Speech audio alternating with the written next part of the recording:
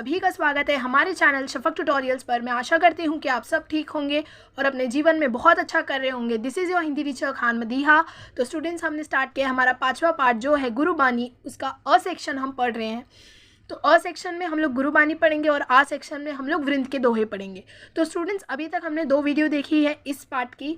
First video में हम लोग ने कवि परिचय देखा, उनकी प्रमुख कृतियाँ देखी, विधा परिचय देखा। सेकेंड पार्ट में हम लोग ने स्टार्टिंग के 3 पदों को डिस्कस किया है और इस पार्ट में हम लोग लास्ट के 2 पदों को डिस्कस करने वाले हैं।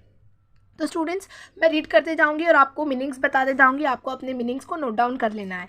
तेरी गति मिति तू ही जाने, क्या को अखी बखाने। नाउ स्टूडेंट्स, यहाँ पे एक वर्ड है बखाने, इसका मतलब होता है बखान करना, वर्णन करना। देखो, मैं फिर से अंडरलाइन कर देती हूँ ये वर्ड, इसका मतलब होता है बखान करने, वर्णन करने। तू आपे गुप्ता आपे प्रगटू आपे सबरंग भाने। नाउ स्टूडेंट्स, यहाँ पर गुप्ता मतलब होता है अप्रकट, और फिर आगे हम देखेंगे तो यहाँ पे एक और वर्ड आता है आपे प्रगटू।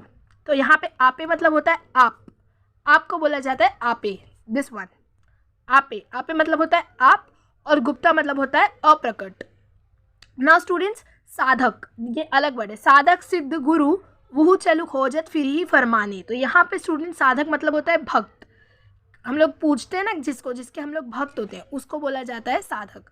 Now students, next word is जुग। नाउ स्टूडेंट्स, जुग का मतलब होता है युग। देखो, सब जुग लास्ट लाइन में है जुग, इसका मतलब होता है युग। और आपे का मीनिंग मैंने बता दिया, आपे का मतलब होता है आप।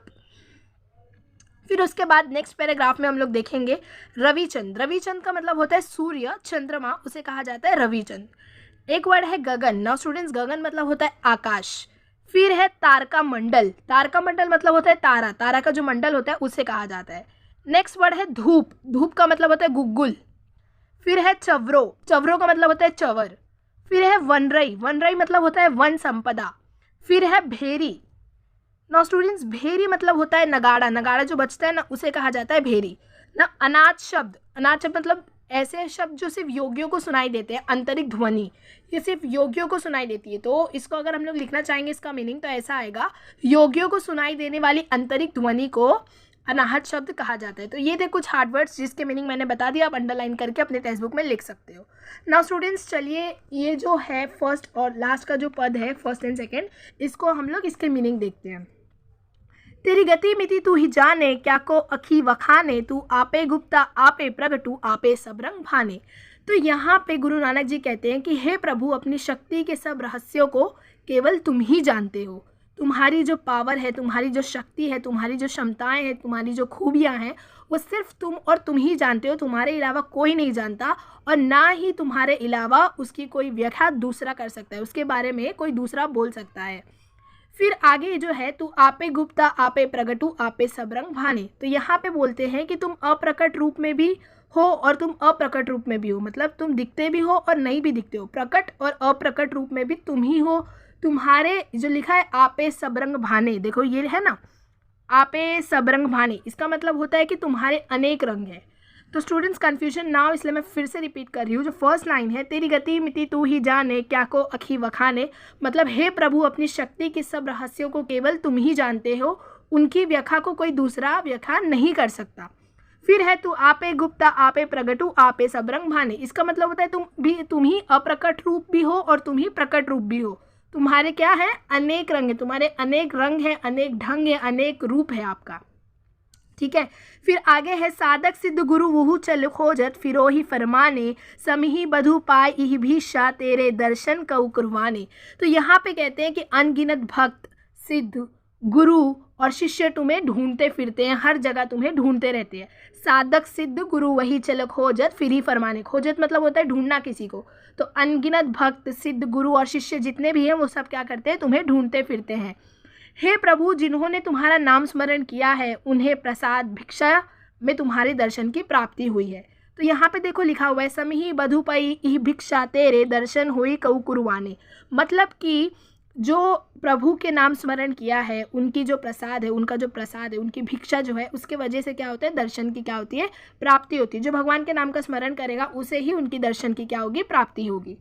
उसी के प्रभु खेले रचाया, गुरुमुख सो भी होई, नानक सब जुग अब आपे वर्ते दूजा और न कोई। तो कहते हैं कि प्रभु तुम्हारे इस संसार के खेल को केवल कोई गुरुमुख ही समझ सकता है। मतलब आपका जो खेल है, जिस तरीके से आप इस धरती को चलाते हो, जिस तरीके से आप अपना काम करते हो, और ये कोई छोटा मोटा काम तो नहीं है, पूरी दुनिया को चलाना आप समझ सकते हो कितना भारी काम है। पूरे जितने इंसान हैं उनको देखना, फिर जानवर, ट्रीज, लिविंग थिंग्स, फिर जो पानी में रहते हैं वो जानवर, जो जंगल में रहते हैं वो जानवर, इंसान, पता नहीं कितनी ज़्यादा क्रिएशन है उस भगवान की, उसकी प्रकृति की कितनी ज़्यादा क्रिएशन है। सारी चीज़ों को देखना और उसको हैंडल करना कोई आसान काम नहीं है। तो तुम्हारा जो ये खेल है प्रभु, ये जो खेल तुमने रचा है, उसे कोई गुरुमुख ही समझ सकता है। यहाँ पर गुरु नानक जी ऐसा कहते हैं। लास्ट लाइन है, नानक सब जुग आपे वर्ते दूजा और न कोई। तो यहाँ पे कहते हैं कि हे प्रभु, अपने इस संसार में युग युग से तुम ही क्या हो, विराजमान रहते हो, कोई दूसरा नहीं है तुम्हारे सिवा। जुग मतलब होता है, मैंने बताई थी जग, हमारी जो दुनिया है वो। तो इस दुनिया में तुम ही अकेले ऐसे हो जो विराजमान हो इतने सालों से, तुम्हारे अलावा और कोई नहीं। दूजा और न कोई मतलब कोई दूसरा नहीं है, सिर्फ तुम और तुम हो, ठीक है, तुम्हारे अलावा और कोई भी नहीं है। फिर आगे जो लास्ट है, गगन में काल रविचंद्र दीपक बने, तारका मंडल जनक मोती, धूप मलिया नील पवन चवरो करे, सकल वन रई कुलंत ज्योति, कैसी आरती होई भव खंडना तेरी आरती, अनाहत शब्द बाजत बेरी। तो यहाँ पे जो फर्स्ट लाइन है, फर्स्ट और सेकेंड, गगन में काल रविचंद्र दीपक बने, तारक मंडल जनक मोती। तो यहाँ पे कहते हैं कि संसार में दिन रात महान आरती हो रही है, ठीक है। भगवान की जो आरती की जाती है उसे कहा जाता है, उनकी जो पूजा की जाती है, उसमें अलग अलग काम जो करते हैं, कोई गीत गाता है, कोई वो जो प्लेट होती है उसे लेके जो पूजते हैं मूर्ति को, वो। तो यहाँ पे क्या हो रहा है, संसार में दिन रात महान आरती हो रही भगवान की। गगन मैंने क्या बताई थी, गगन का मतलब है आकाश। तो आकाश की थाल मतलब आकाश की थाल मतलब आकाश एक प्लेट की तरह बनाया गया है। ऐसा इमेजिन करो कि जो आसमान है वो एक प्लेट है, आकाश की थाल में सूर्य और चंद्रमा के दीपक जल रहे हैं। मतलब कि आकाश एक थाल है, उसके अंदर सूर्य और क्या है, चंद्रमा, ये दोनों क्या है, ऐसा दीपक, दीपक पता है आपको, तो दीपक की तरह ये दोनों क्या कर रहे हैं, उस थाल में बैठे हुए हैं और जल रहे हैं। हजारों तारे सितारे मोती बने हैं, और जितने भी देखो लिखा है तारका मंडल जनक मोती, मतलब तारका मंडल मतलब ऊपर का जो हमारा वो है प्लैनेट, मतलब जो जहाँ पे सारे प्लैनेट्स रहते हैं, तो वहाँ पे सन रहता है, मून रहता है, और भी बाकी सारे प्लैनेट्स रहते हैं, बाकी सारे जो भी मंडल के निवासी हैं उन लोग रहते हैं। तो वहाँ पर उस मंडल के जितने भी निवासी हैं वहाँ पर जैसे कि तारे सितारे मोती, ये सारे क्या हैं, सब अपना काम कर रहे हैं, उस आरती में अपना योगदान कर रहे हैं। तो आकाश एक प्लेट है और आकाश के अंदर जो सूर्य है और जो चंद्रमा है वो दीपक की तरह जल रहा है। साथ ही साथ हजारों तारे सितारे मोती बने हैं, उस प्लेट के अंदर मोती बन के चमक रहे हैं। फिर नेक्स्ट लाइन है, धूप मलयानील पवन चवरो करे, सकल वनरई कुलंत ज्योति। मतलब कि मलय की खुशबूदार हवा वाला धूप महक रहा है, एक तरीके की खुशबू है जिसको बोला जाता है गुग्गल। क्या बोला जाता है, गुग्गल। तो मलय की तरह खुशबूदार हवा, एकदम इस तरीके की हवा है, इस वर्ड को याद रखना गुग्गल वर्ड से, ठीक है। धूप मलयानील पवन चवरो करे, सकल वनरई कुलंत ज्योति। तो ऐसी हवा, मतलब ऐसे समझ लो कि बहुत अच्छी हवा आ रही है उस आरती में, मतलब जो खुशबू है उस हवा में बहुत ही अच्छी है। जिस तरीके से देखो ना, जब हम लोग पूजा करते हैं तो जो अगरबत्ती जलाते हैं तो जो खुशबू आती है, वैसे ही कुछ एक अलग तरीके की गुग्गुल करके खुशबू है, महक आ रही है, ठीक है। फिर है, वायु हवा से चवर कर रही है, जो चवर दिया हुआ है ना, पवन चवरो करे, पवन मतलब होता है हवा, तो हवा में जो वायु है उसमें एक अच्छी हवा, ठंडी हवा, शीतल हवा चल रही है। फिर है, सकल वनरई कुलंत ज्योति, मतलब कि जंगल के सभी वनस्पतियां फूल चढ़ा रही हैं। तो जितने भी वनस्पति हैं जंगल में, वो सब भी अपने इस आरती में क्या कर रही हैं, योगदान कर रही हैं। वो भी क्या कर रही हैं, योगदान कर रही है। कौन सा काम कर रही है, वो फूल चढ़ाने का काम कर रही है। सकल वनरई कुलंत ज्योति, तो जितनी भी जंगल में वनस्पतियां हैं वो भी अपना काम कर रही है, और वो काम कैसे कर रही है, फूल चढ़ाकर। फिर है, कैसी आरती होई बहु खंडना तेरी आरती, अनाहत शब्द बाजत बेरी।